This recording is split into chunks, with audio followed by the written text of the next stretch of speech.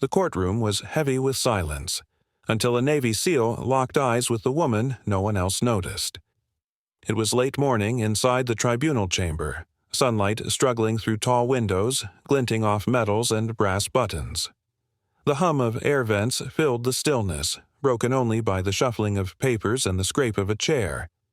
At the long table sat the prosecutor, Major Paul Kessler, rigid in posture and clipped in tone. The presiding officer, Colonel Marcus Doyle, tapped his gavel once, setting order. She was there, 3 rows back. Commander Sarah Hale, known once as Ironclad. Civilian clothes, dark jacket, hair pulled into a severe knot. Her back was straight, eyes fixed ahead, hands folded neatly in her lap. She hadn't spoken a word since entering the room. To most, she was another observer, unnoticed in the blur of uniforms. To the man now called to the stand, she was everything. Chief Petty Officer Jack Rivers, call sign Riptide, stepped forward. 36, his frame broad but stiff from old wounds, a faint scar tracing his temple. He stood at attention before being sworn, the oath rolling off his tongue with practiced ease. His gaze swept the room once, then settled on her. For an instant his jaw tightened, breath caught. The questioning began. Kessler pressed him, voice sharp. "Chief Rivers, describe the events of the extraction operation 4 years ago." Rivers cleared his throat, tone steady. "We were Oscar Mike before dawn. Team of 6. Insertion point at the base of a ridgeline. Target zone, 1.2 kilometers to the east. Objective was compromised before we reached it." The courtroom leaned forward. His words carried weight, detail etched with memory. Overwatch in position by 0330. Riptide leading hammer on point. Contact came fast, small arms, RPGs from the northern slope. We returned fire, suppressed M4s, MK-48 on the flank, extraction window closing. The image took hold. Mountains dark under a sliver of moon, boots crunching shale, radios spitting clipped commands. "Break, break, this is Riptide, contact north, Oscar Mike, keep moving." The narrative pulled the tribunal into another place, another time. Through his voice, the desert air was sharp, the ridgeline a knife edge. The memory carried the sound of rotor blades faint in the distance, a promise of escape slipping away. He paused, eyes flicking again toward Hale. She sat motionless, a figure carved from stone. Her silence was louder than any words.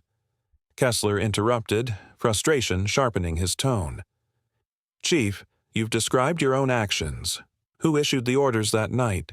Rivers' hands tightened on the wooden rail of the stand. His chest rose once, deliberate. "Orders came from Ironclad. Calm, precise, no hesitation." The room shifted uneasily. A murmur passed along the gallery. The prosecutor narrowed his eyes. "Ironclad. That call sign is not on record." Rivers' gaze didn't move from her. His voice dropped, carrying more weight for being quiet. "Ironclad was our CO." A silence fell so complete the ticking of a clock could be heard. All eyes turned, following his to the woman seated at the back. Hale didn't flinch. She neither confirmed nor denied, her face unreadable. Colonel Doyle's brow furrowed. "Chief Rivers, are you identifying that civilian as your commanding officer during a combat operation?" The moment hung suspended. Rivers inhaled once, the scar at his temple catching the light. Then, with a soldier's certainty, he broke the stillness. He pointed straight at her. "Yes, sir, she's my CO." The words detonated in the chamber. Chairs shifted, whispers erupted, gavel striking for silence. Hale remained still, hands folded, her composure unbroken. Shock rippled through the room, uniformed men and women glancing between records that said one thing and the living testimony that said another. The prosecution stiffened, lips pressed tight. The judge leaned back, weighing the revelation, and through it all, she sat silent. Ironclad, unyielding, offering nothing. For For the first time, the truth had broken the surface and the courtroom could not unhear it. But if Rivers' claim was true, then the official story was a lie, and the buried mission was about to be unearthed.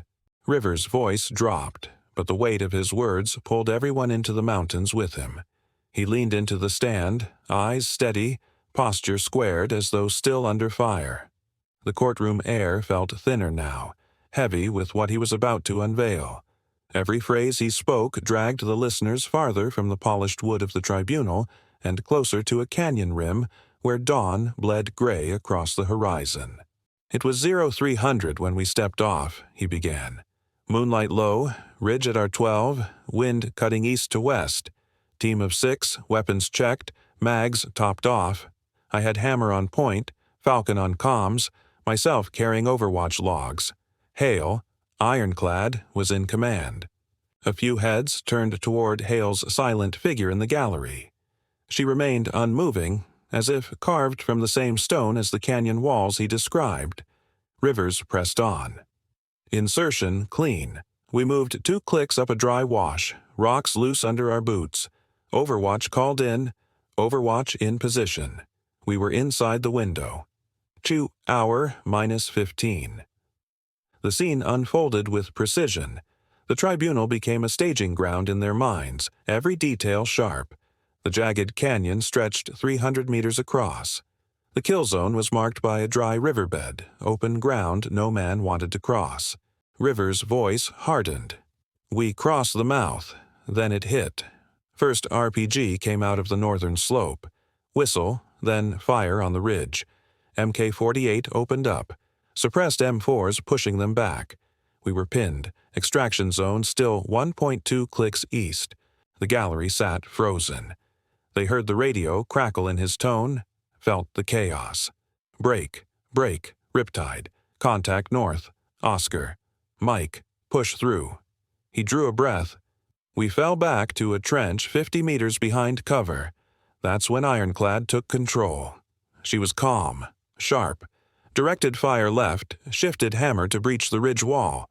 Without her, we'd have bled out in that riverbed." The prosecutor cut in. "Objection. Commander Hale is not listed in any capacity beyond logistical support for this mission." Rivers snapped his eyes toward him, jaw clenched. "With respect, sir, the paper doesn't reflect what happened on the ground. She commanded that fight." The tension swelled. Colonel Doyle gestured for him to continue. Rivers did not falter.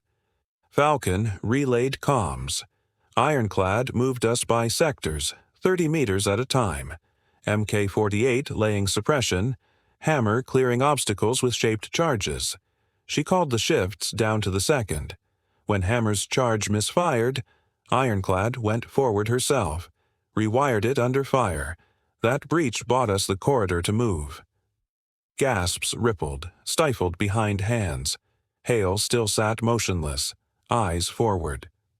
"Ortega," Doyle said, voice firm. "Petty Officer Ortega, step forward." Luis Ortega, call sign Hammer, rose reluctantly from the bench. Shoulders broad, hands scarred. He walked with the heaviness of a man dragged back into fire. He stood beside Rivers, gaze flicking once toward Hale before fixing on the judge. "Is this testimony accurate?" Doyle asked. Ortega's throat worked. For a long beat, silence. Then, "Yes, sir," Ironclad commanded. "She saved us all." Kessler stood, voice sharp. "Objection, again. No record, no log, no CO assignment. She was never there in that role. The testimony is hearsay, unsupported." Rivers' hands curled into fists. Ortega's eyes narrowed, anger simmering. The truth of their loyalty was colliding with the weight of institutional denial. Doyle raised an eyebrow. "Major, your records are being directly contradicted by sworn testimony from 2 operators on the ground. You'd better have clarity to provide." The prosecutor stiffened. He held up a folder. "According to mission logs, Commander Hale was listed as support staff. Logistics. Nothing more. That is what the official record states." The words cut through the chamber. Rivers blinked, stunned. Ortega swore under his breath. The revelation flipped the stakes. This was no longer a question of memory versus fact, but of truth buried under deliberate omission. Rivers' voice cracked, but did not break. "With respect, sir, the record is wrong.